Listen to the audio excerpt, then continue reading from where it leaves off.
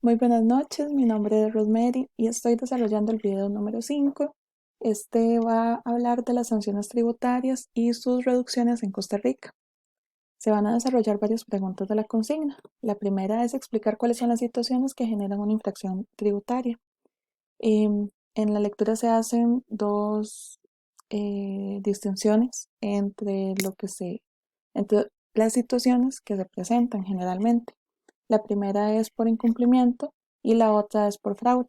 Cuando es incumplimiento es cuando no se presenta todo correctamente, y no, o a tiempo. Y la otra de fraude es cuando se manipulan los datos y no se presta o no se da la información correcta. En las infracciones administrativas hay una relación entre lo que es la administración y el sujeto. Puede finalizar en multas o puede finalizar también en sanciones como cierre de negocios. Y tiene que probarse el elemento de culpa. Hay artículos que evidencian los tipos de infracciones que se dan. El primero sería el artículo 78 sobre la omisión de la inscripción, modificación o desinscripción del sujeto. Tiene que estar la persona actualizada, tiene que estar con los datos al día. Por ejemplo, si una persona olvida desinscribirse y los periodos continúan corriendo, esto va a generar sanciones a largo plazo que probablemente la persona por no desinscribirse este, no presentó los periodos y demás. Y va a incurrir en otro tipo de sanción. El 79 sería la omisión de la presentación de la declaración tributaria dentro del tiempo establecido y el, o del todo no hacerlo, pero también puede ser por desconocimiento en el sentido de que no se inscribieron, que también va muy ligado con el anterior. El 80 sería la morosidad del pago tributario determinado por la administración. Conforme van pasando los días, lo que es el tributo va aumentando o va generando intereses, pero la morosidad puede llevar a sanciones más graves, y eso lo vemos en otra pregunta, que sería cómo se pagan estas infracciones. Igual también se desarrolla el artículo 80 bis del pago de morosidad. El 81 es un poco más amplio. Estas infracciones materiales por omisión, inexactitud o por solicitud improcedente de compensaciones.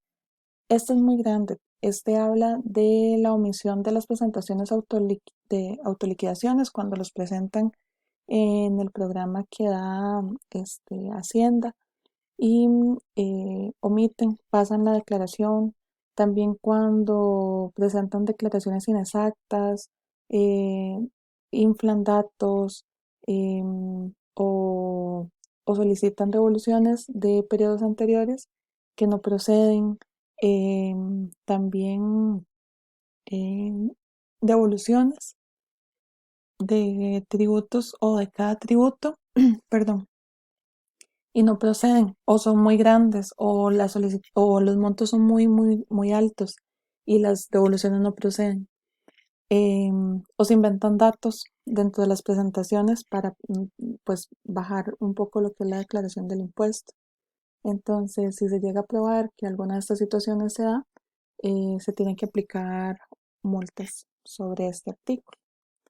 También este deriva en una segunda parte, o dentro de él está la responsabilidad de terceros que buscan responsabilidad a asesores tributarios, y ahí entran personas que aconsejan em, actos ilícitos, omitir información, no hacer el pago de cierto impuesto, alterar documentos contables para que el impuesto sea menos.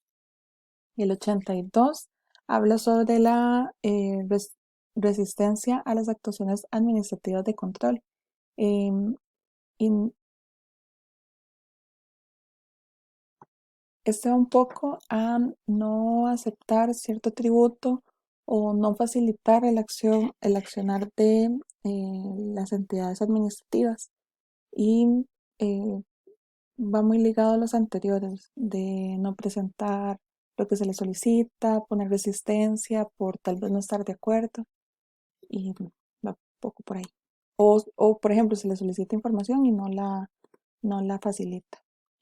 Artículo 83, incumplimiento en el suministro de información. Em, que la información esté fuera de tiempo, que la presentación esté fuera de tiempo, que tenga errores, que no correspondan a lo que se pidió, que, que se invente información, que igual que se inflen datos, es más que todo como de datos que se piden. 84. Incumplimiento al deber de suministrar información sobre transparencias y beneficiarios finales de las personas jurídicas y otras estructuras jurídicas. Este, igual que la información no está actualizada, que la parte jurídica o una persona jurídica este, no facilita la información correcta. Y esto tiene una salvedad, porque cuando la persona jurídica necesita hacer un trámite, por ejemplo, el cambio de un cheque en un banco, le van a solicitar lo que es la personería jurídica, pero si este artículo no está al día, no se pueden emitir. Entonces, ante el registro, eh, sale como bloqueado la solicitud de la personería. Entonces, si ahí se hace el incumplimiento de este artículo, no se pueden emitir esas personerías hasta que la persona jurídica esté correcta, esté el día. Y el artículo 85 y 86, no emisión de facturas o no entrega. Cuando se hizo la facturación electrónica, hace que este artículo se cumpla como más rigurosamente porque hay como un control cruzado, cosa que antes, por ejemplo, usted podía dar una factura sin timbrar y la validaban contablemente y no entraba como gastos y demás. Ahora por el asunto de la facturación electrónica, eso se ha cerrado mucho más. Y estos dos artículos traen consecuencias muy grandes como lo que es el cierre de los negocios, pero se va a ampliar en otra pregunta. Y la última sería el artículo 87 sobre la destrucción y alteración de sellos. Em, Va ligado con lo que son los cierres de los negocios. Cuando se cierran, se colocan unos sellos en las entradas y salidas, creo que también. Y bueno, en realidad es en el acceso del negocio.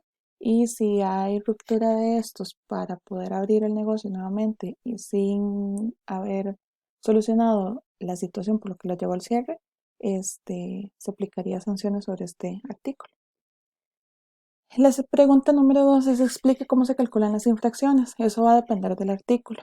Entonces, con el 78 se va a aplicar el 50% sobre el salario base por cada mes o fracción sin superar los 3 salarios base. El 79 multaría igual lo del 50% sobre el salario base. Esto es sobre la presentación de 101, que es del impuesto de las utilidades, y de 104, que es el impuesto de ventas. El artículo 8 y su derivado 80 bis multaría el 1% por cada mes o fracción de mes desde el vencimiento de dicho plazo sin superar el 20%. El 81 multaría grave entre el 50 al 100% dependiendo del monto y muy grave hasta el 150% sobre el tributo dejado de ingresar. El 81 sería ese, y el 81 bis, que sería la multa de 1 o 3 salarios bases. El 82 multaría 2 salarios base si no se compadece o da la información solicitada. Si hay reincidencia, se multarían 3 salarios bases. Y si reincide una tercera vez, el 2% sobre los ingresos brutos, como mínimo 3 salarios bases del periodo anterior, hasta el 100%. El 83 se divide en las dos situaciones que presenta el artículo.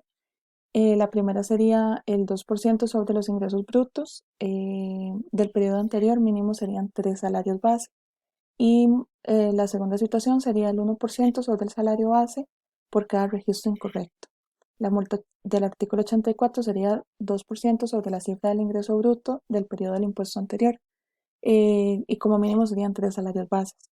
Y el 87, perdón, multaría lo que son 2 salarios base. Lo que es el artículo 85 y 86 se desarrolla la siguiente pregunta, que es para referirnos a lo que es el cierre de negocios a nivel tributario en Costa Rica. Por la no emisión o no entrega de facturas se multaría 2 salarios base. Si se reincide el proceso sancionatorio y se puede hacer un cierre de 5 días.